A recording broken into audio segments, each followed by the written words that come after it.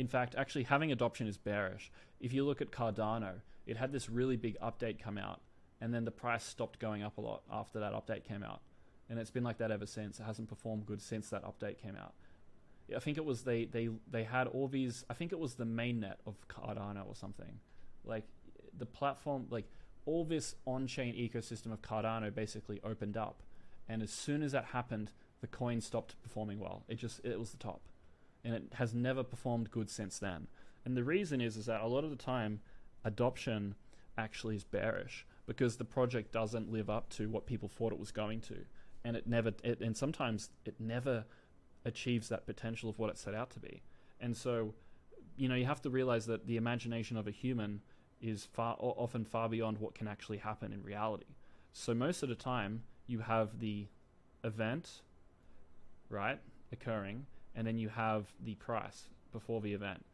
The price will go up all the way here before the event coming out, and then the event happens, and then price will often just top, because the event is very rarely as good as the market expects it to be, right? There's been so many times in crypto where a big update comes out, everyone's hyped, and then it's a nothing burger, right? Wraith Protocol was the first one I got involved in back in like 2017, right? Wraith Protocol came out in like December, January. I bought it as the Wraith Protocol came out. I thought it was going to, get all this adoption and shit. Price never went up to that level ever again. 6 years later.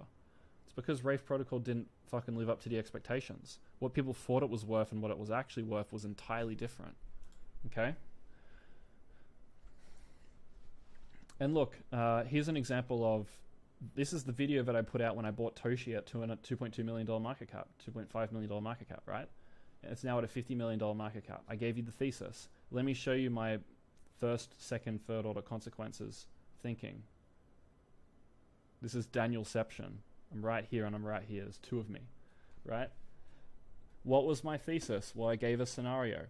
ETF gets approved, halving approaches, Bitcoin goes parabolic. Coinbase is the biggest exchange. It sends all the users to base chain because Coinbase wants users to go up the value chain. They've said this publicly and privately. Millions of users go to base. They buy Toshi because it's the face of base. Toshi goes up. Okay, I gave you the thesis, the first, second order consequence, right? That's how you do it. Okay, so I have a list of questions here on how you can look at the fundamentals that we cover in this course and how you can apply the second and third order consequence thinking to each section. I'll try not to spend too long on this, but and just keep in mind, maybe I didn't include every single fundamental characteristic because some of them I might add in future, some of these I might remove in future. The market's always changing. But look, flows. How are the flows going to increase? What is going to increase them? Where is it going to come from? Are flows a second order consequence of something else occurring? Right? So when I look at the flow analysis for Toshi, I say, okay, Coinbase gets all the users, sends them to base, they buy Toshi. That's the flow.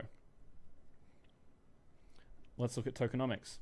So when the tokenomics are good, everyone knows the tokenomics are good. Okay, so what is it about the tokenomics that supports the bull case for this coin? Is there, for example, sometimes the tokenomics are good when it comes out, but there's a big unlock 8 months after the token drops. And so is there some sort of future event that is going to make the price go sour? You have to look at what is going to happen into the future about the tokenomics. Is there an unlock, right? Is there something about the tokenomics no one knows, which if the market finds out, it's going to kick off a negative, price spiral?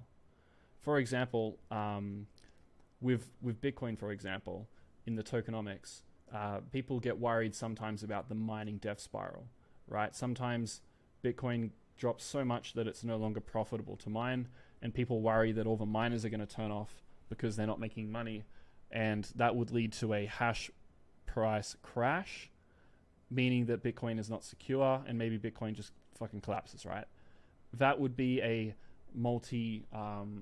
second and third order consequence of an aspect of analyzing the tokenomics.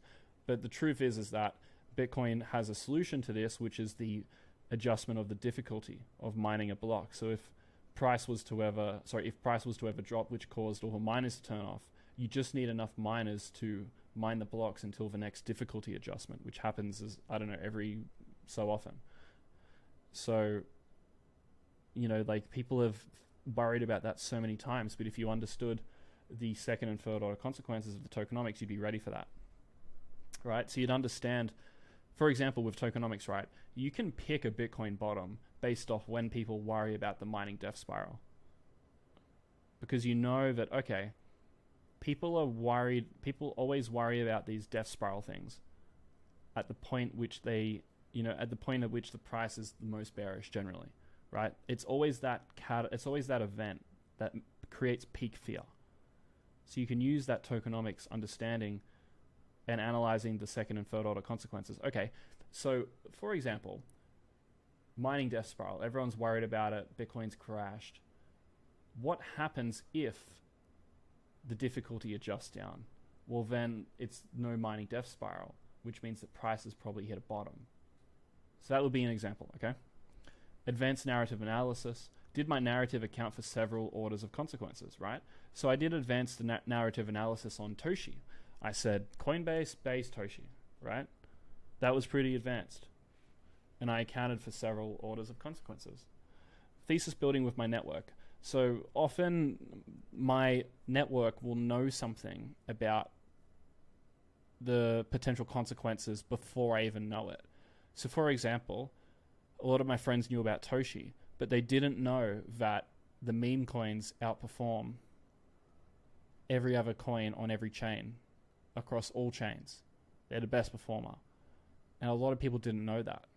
So you talk with your network and they end up filling in gaps for you to help you build your thesis. Pattern recognition. So when you've been in the market for a while, your second and third order consequences can often sort of, I guess, be created based off patterns that you've seen before. So then that's why I refer here to fractals, right?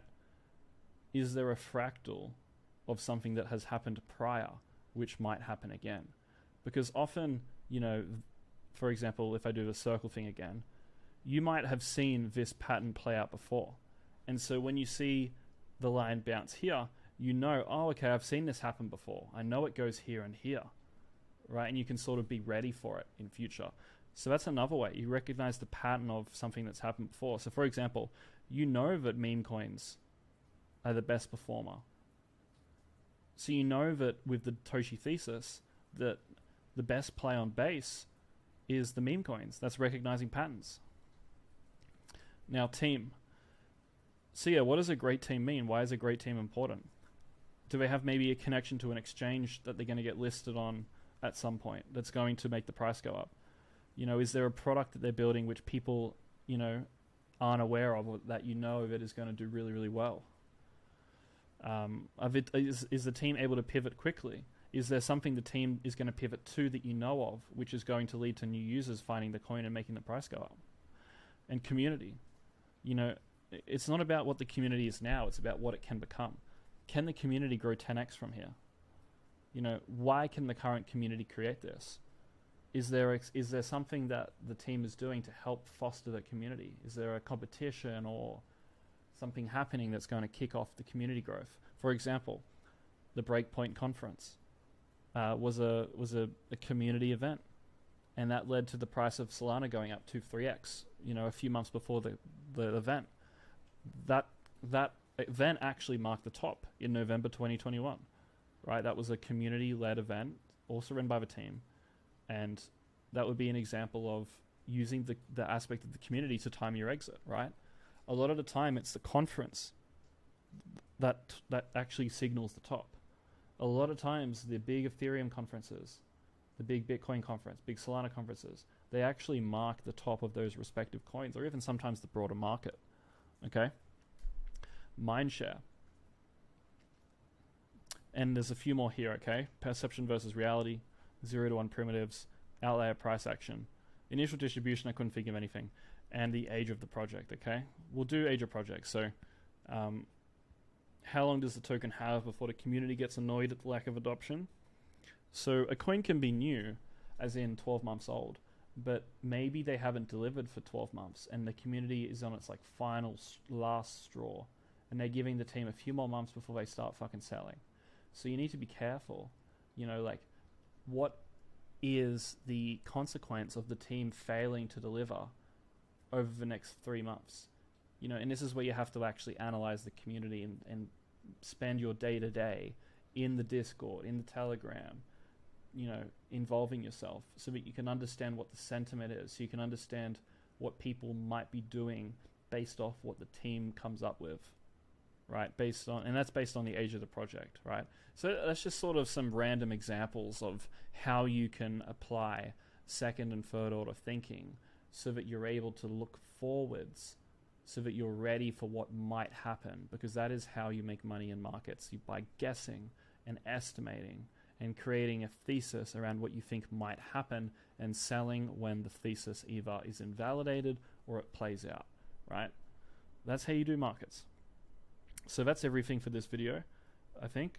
Yeah, that's pretty much it. I'll see you in the next one. Cheers.